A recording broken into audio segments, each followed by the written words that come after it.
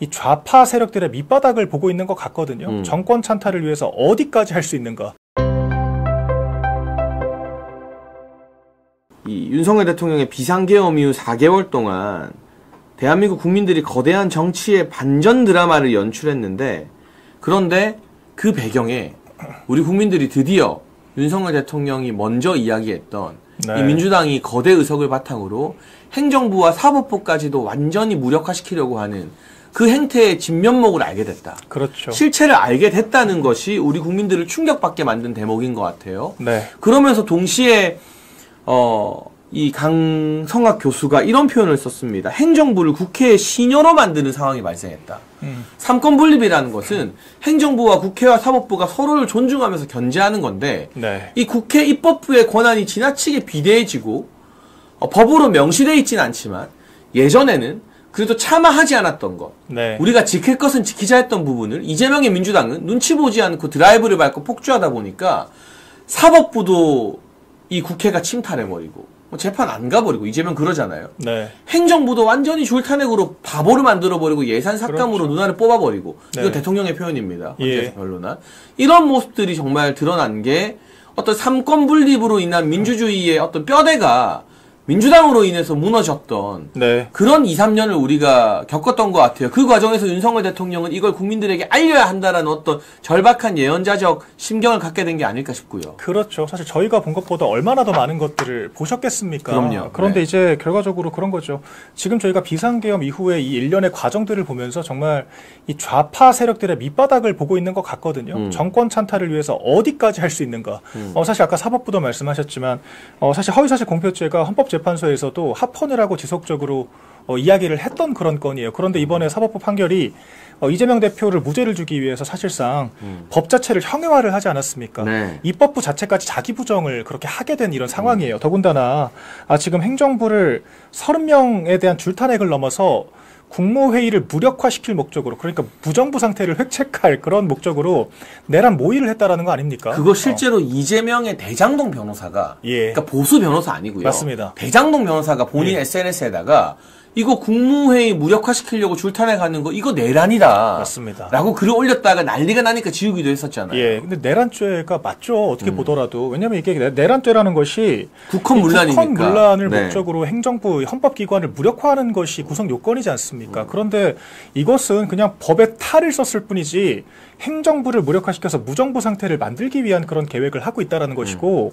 그 목적이 입법 독재를 위한 거잖아요. 그러니까 입법부에서 법안을 만드는 족족 이 행정부를 통과하지 않고 무조건 공포가 되게 만들므로써 자신들이 입법을 통해서 국가를 통치를 하겠다, 이런 이야기를 한 거거든요. 이건 대의제를 부정하는 것이고 삼권 분립을 부정하는 것이기 때문에 이런 것들이 입 밖으로 나왔다라는 것 자체가 그 자체로 내란 선동 또는 음모로 문제가 된다라는 것이고요. 근데 이런 것들을, 그러니까 저희가 참 이런 꼴까지 봐야 되나, 이제 국민들은 개탄스러우실 텐데 저희가 이 윤 대통령의 비상계엄이 아니었더라면 정말 이런 이 추악한 실태를 또 못 봤을 거라는 생각도 한편으로 들거든요. 그러니까 정말 이번 계기로 많은 특히 젊은 층들이 고관여층화가 되면서 맞아요. 민주당의 실체를 깨달았을 것이다라고 보고, 이런 것들이 보수정당에는 또 전 오랫동안 기억될 자산이 될 거라고 봅니다. 이게 옳고 그름을 떠나서 판단을 하게 된 거잖아요. 저는 실태를 알게 된 거잖아요. 그렇죠. 그러니까 그런 것들이 또 많은 변화를 가져올 거라고 저는 믿습니다. 근데 말씀드리는 가운데 이런 국회가 행정부를 시녀로 전락시키는 또 하나의 사례가 방금 속보로 전해졌어요. 네. 이 고려대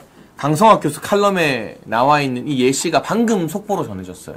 국회 본회의에서 민주당이 최상목 기재부 장관 탄핵안을 결국 또 보고했다고 합니다. 허허. 그러면서 민주당 쪽에서 어떤 이야기 나오느냐.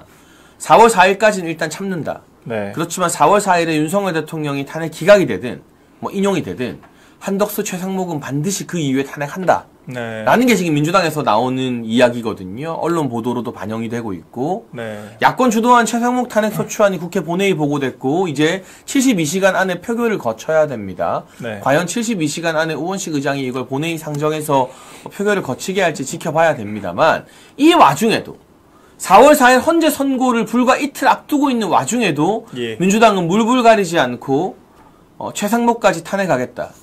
미국발 관세 전쟁에서 경제부처의 컨트롤 타워 역할이 얼마나 중요한데 이런 모습을 보이는 거. 행정부를 국회의 시녀로 만들었다는 강성학 교수의 이 칼럼 내용과 딱 맞아떨어지는 무도한 모습 아니에요, 이게? 당장 내일 미국에서 이 상호관세 관련 발표가 있습니다. 예고돼 있죠. 예, 네. 그래서 이게 10%만 관세가 부과돼도 국가 성장률에 정말 지대한 영향을 미칠 정도로 중대한 지금 기로에 서 있는 상황인데 경제 컨트롤 타워와 지금 전 부처를 아우르는 내각의 총 컨트롤 타워를 쌍탄핵을 하겠다라고 이야기를 한다라는 것 자체가 이런 게 반국가 세력이고 이런 게 테러리스트죠. 그러니까 대통령이 말씀하신 반국가 세력이 딱 맞아요. 지금 그렇죠. 보면. 네. 이게 정파성을 떠나서 국익에 저해되는 이런 망국적인 행동을 하지 않습니까? 그런데 그 명분이라도 있으면 제가 말을 안 하겠어요. 그런데 고작 마은혁 임명 하나 때문에 이렇게까지 무리수를 둔다라는 거. 심지어 마은혁 임명은 이미 헌법재판소에서 파면에 이를 정도의 중대한 위헌이 아니라고 이야기를 하지 않았습니까? 그렇죠. 결론을 내렸죠. 네. 더군다나 이게 또 즉시 그 임명 효력이 발생하도록 하는 이 청구에 대해서는 각하를 했거든요. 임명권은 대통령에게 있기 때문에 임명 효력을 헌법재판소가 부여할 수 없다라고 한 거예요.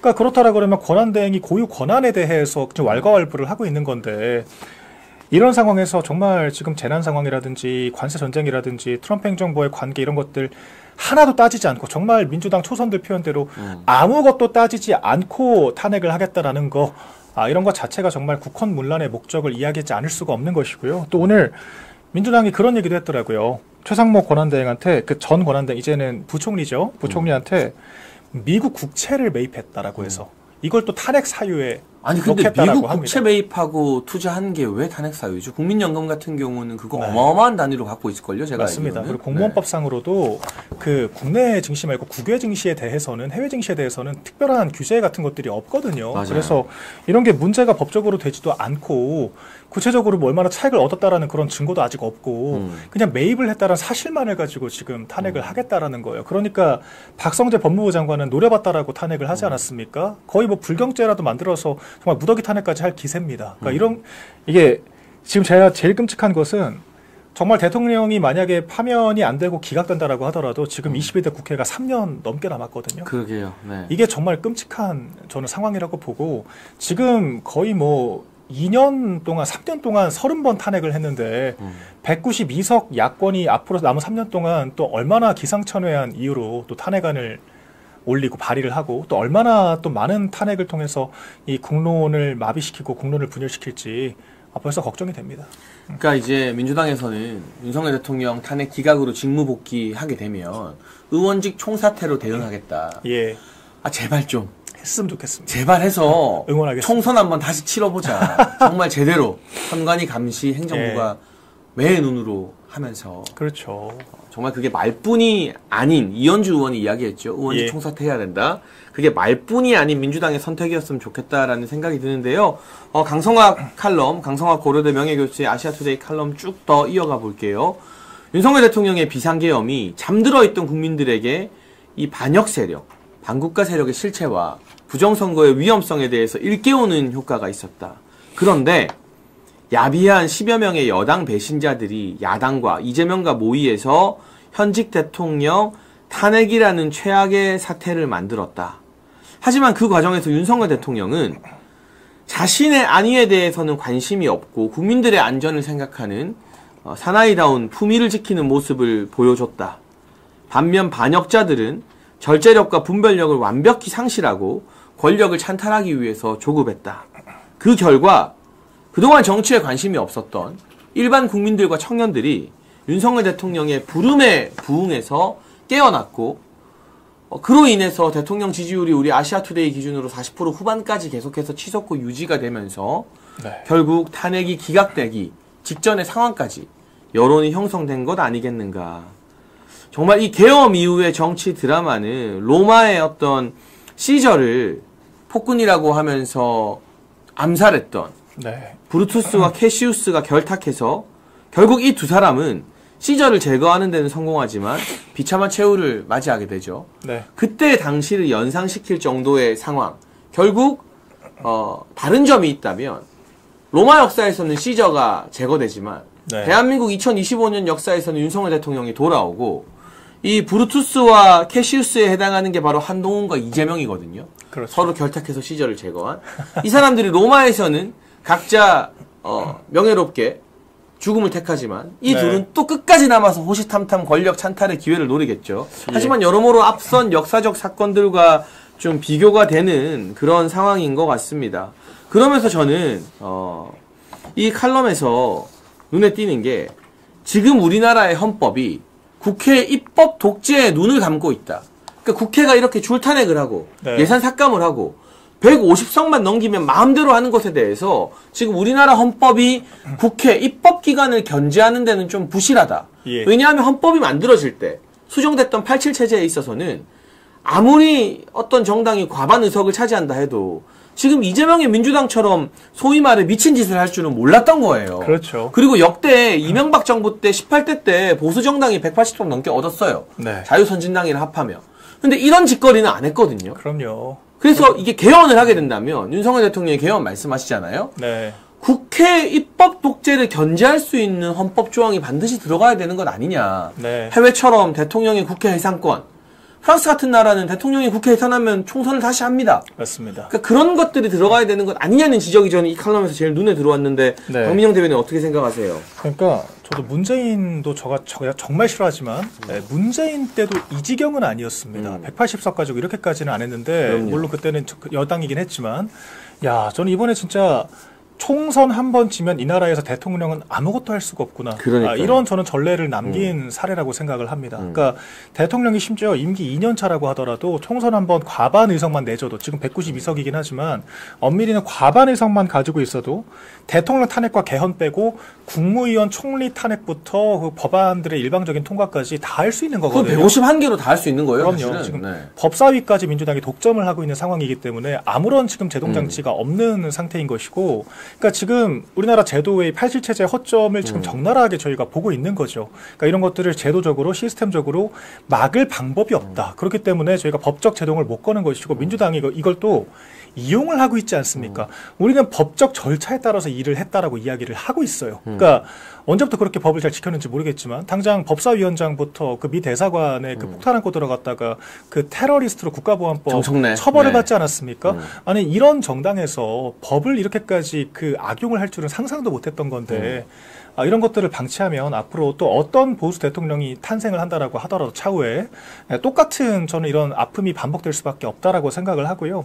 이런 것들은 이번에 정말 윤 대통령이 개혁 대통령답게 임기 복귀를 하신 다음에 개헌을 통해서 저는 이 양원제를 비롯해서 이 국회를 견제할 수 있는 수단들을 마련해야만 한다라고 보고 있습니다. 이 정족수라는 것도 원래 취지가 그만큼 엄중하게 합의를 거치라는 취지지 그만큼 의석이 있다라고 해서 단독으로 다 하라고 한 것이 아니거든요. 그럼요. 예산 삭감 단독으로 하라고 한 것이 아닙니다. 그래서 이런 취지를 법적으로 어기고 있다라고 하면 더 법적으로 더 체계적으로 헌법에 명시를 하고 이런 것들을 막는 수단들을 강구할 수밖에 없는 것이겠죠. 저는 그런 것들을 윤 대통령이 적극적으로 이제 그 드라이브를 걸 수 있을 거라고 믿고 있습니다. 네, 그래서 저희가 오늘 고려대 강성원 명예교수의 아시아투데이 칼럼을 한번 살펴보고 중요한 내용들 여러분과 나눠봤는데요. 저희 아시아투데이에 정말 정통 보수의 가치를 지향하는 좋은 기사와 칼럼들이 많으니까요. 여러분 아투TV 구독, 좋아요 해주시는 것과 함께 종이신문 아시아투데이도 많이 봐주시고 주변에 널리 알려주시면 윤석열 대통령이 돌아와서 후반기 국정 운영하는데 언론의 한 축으로서 큰 힘이 되지 않을까. 네. 그러니까 트럼프 시대에 폭스뉴스가 뭐 뉴욕타임스를 제친 것처럼 윤석열 2.0 시대에는 우리 아시아투데이가 조중동을 제치고 역할을 해야 되는 거 아닐까 하는 생각이 좀 듭니다.